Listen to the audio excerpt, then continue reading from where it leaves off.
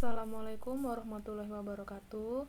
Hari ini saya akan membahas tentang media pembelajaran Pendidikan Agama Islam dan Budi Pekerti kelas 4 semester 1 pelajaran 2 Beriman kepada Allah dan Rasul-Nya.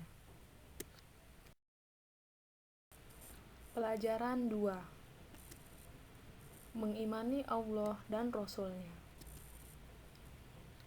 Coba kalian sebutkan rukun iman. Apakah kalian sudah mengetahuinya?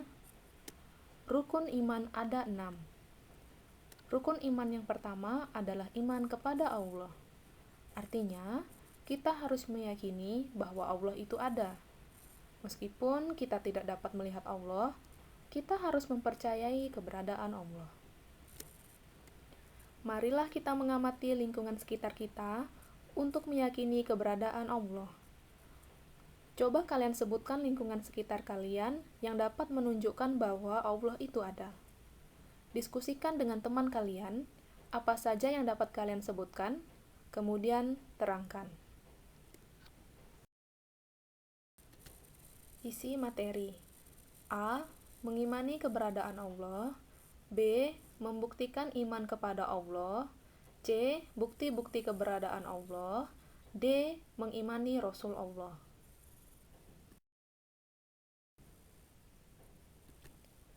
A. Mengimani keberadaan Allah. Tuhan yang Maha Esa artinya hanya Allah. Tuhan yang ada di alam ini. Semua makhluk tunduk kepada Allah.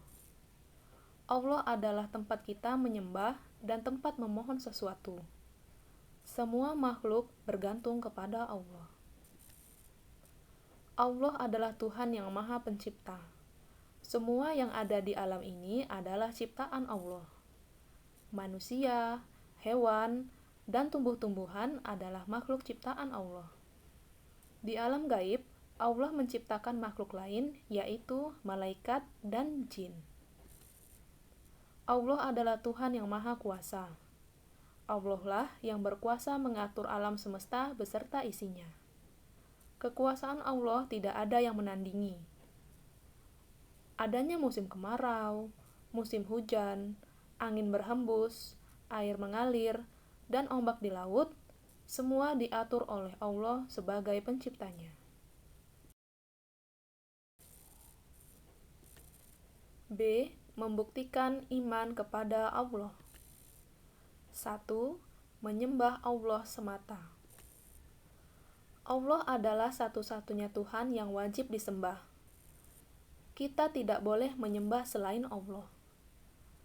Itu namanya syirik, dan orangnya disebut musyrik. Perbuatan syirik termasuk dosa besar yang tidak diampuni oleh Allah. Semua ibadah kita harus ditunjukkan kepada Allah.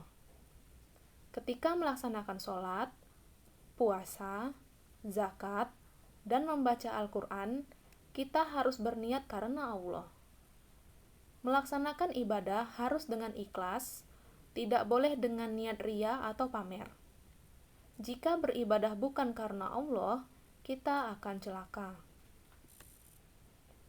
Orang yang beribadah karena Allah berarti meyakini bahwa Allah itu ada. Mereka akan selalu dilindungi dan diselamatkan Allah. Oleh karena itu, rajinlah beribadah kepada Allah sebagai bukti bahwa kamu beriman kepada Allah. 2. Berdoa kepada Allah semata. Semua makhluk bergantung kepada Allah. Kita berdoa hanya kepada Allah. Jika menginginkan sesuatu, kita harus memohon kepada Allah. Umat Islam dilarang berdoa kepada selain Allah. Misalnya, berdoa kepada pohon besar, gunung, matahari, arwah nenek moyang, dan sebagainya. Perbuatan semacam itu dilarang di dalam agama Islam dan termasuk perbuatan syirik. Allah adalah satu-satunya Tuhan yang dapat mengabulkan doa makhluknya. Allah lah yang memberikan kenikmatan kepada manusia seperti kekayaan, kesehatan, kepandaian, dan sebagainya. Semua itu berasal dari Allah dan bukan dari makhluk. Oleh karena itu, kita harus rajin berdoa kepada Allah agar cita-cita kita terkabul. 3. Menjaga kelestarian lingkungan. Selain menciptakan manusia, Allah juga menciptakan makhluk lain dan alam semesta. Alam semesta ini diciptakan Allah untuk dipelihara oleh manusia. Manusia dapat memanfaatkan alam semesta beserta isinya untuk diambil manfaatnya. Misalnya, hewan dapat dimanfaatkan untuk konsumsi daging dan membantu pekerjaan manusia. Tumbuhan dapat dimanfaatkan untuk membuat rumah, sebagai sayuran, atau kebutuhan lainnya. Manusia dilarang merusak lingkungan, seperti menebang hutan sembarangan, membuang sampah di sungai, melakukan pencemaran, dan sebagainya. Jika manusia merusak alam, maka akan terjadi bencana alam. Allah menciptakan alam ini dengan teratur. Jika kita merusak lingkungan, berarti kita merusak keteraturan itu. Orang yang beriman kepada Allah tidak akan merusak lingkungan yang diciptakan Allah secara teratur. C. Bukti-bukti keberadaan Allah. 1. Adanya makhluk hidup. Makhluk hidup dibagi menjadi dua, yaitu makhluk yang hidup di alam nyata dan makhluk yang hidup di alam gaib. Makhluk yang hidup di alam nyata adalah manusia, hewan, dan tumbuh-tumbuhan. Makhluk yang hidup di alam gaib adalah malaikat dan jin. Makhluk artinya yang diciptakan. Adanya makhluk berarti ada yang menciptakan. Manusia, hewan, tumbuh-tumbuhan tidak ada dengan sendirinya, tetapi diciptakan. Penciptanya adalah Allah. Oleh sebab itu, adanya makhluk hidup menunjukkan adanya Allah. Itu namanya hukum sebab akibat. 2. Penjelasan di dalam Al-Quran. Allah juga menjelaskan keberadaannya melalui ayat-ayat Al-Quran. Banyak ayat Al-Quran yang menjelaskan tentang Allah. Allah adalah Tuhan yang Maha Pencipta, Maha Kuasa, Maha Mengetahui, Maha Melihat, dan sebagainya.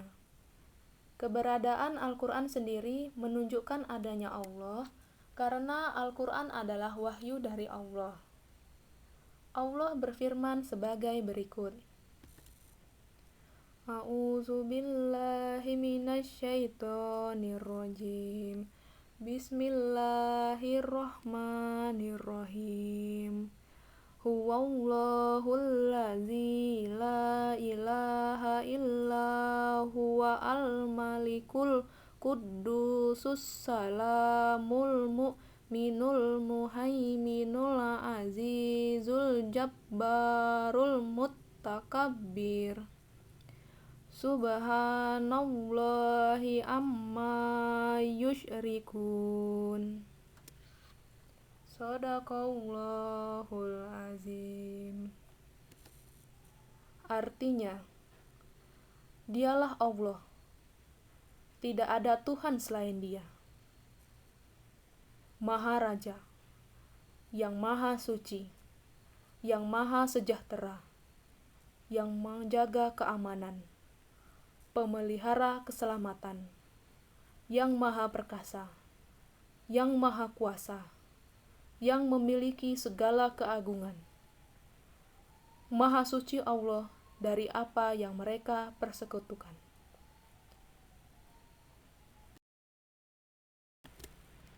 3. Keteraturan di alam semesta.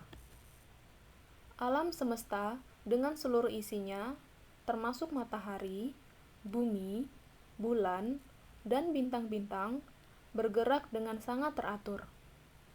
Keteraturan ini mustahil berjalan dengan sendirinya, tanpa ada yang mengatur. Siapakah yang mampu mengatur alam semesta ini selain Tuhan? Lihatlah matahari. Setiap pagi matahari terbit dan sore hari ia terbenam.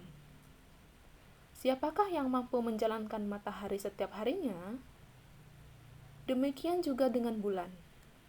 Setiap malam ia muncul dan hilang di pagi hari. Adakah makhluk yang mampu mengaturnya? Pasti tidak ada, kan?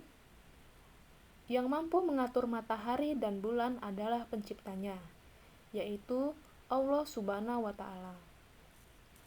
Tidak mungkin matahari dan bulan berjalan dengan sendirinya. Allah lah yang mengaturnya. Itu semua bukti bahwa Allah itu ada.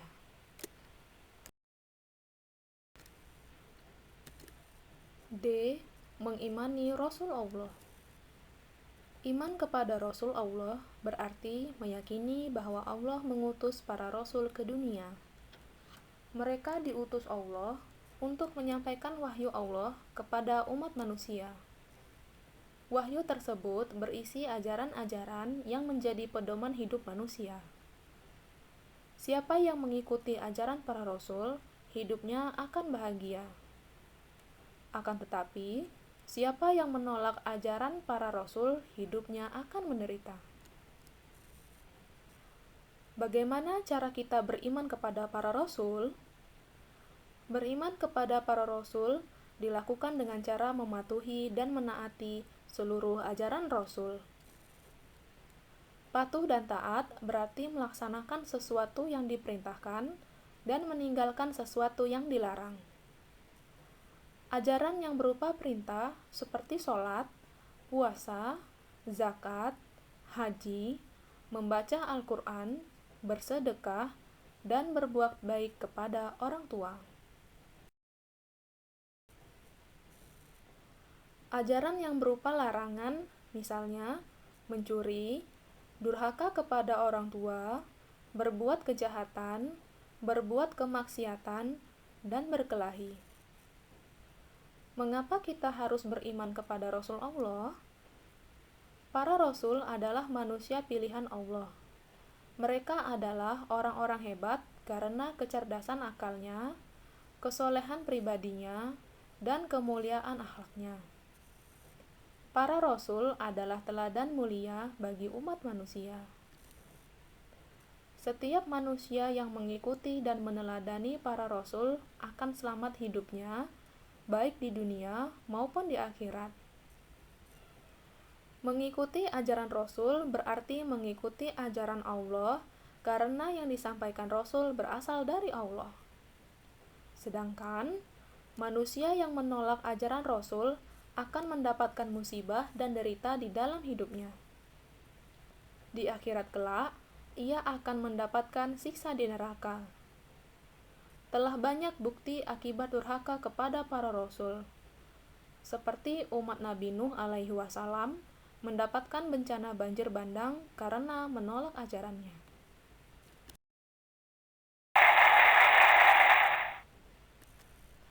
Terima kasih. Semoga ilmu yang saya sampaikan ini bermanfaat. Amin.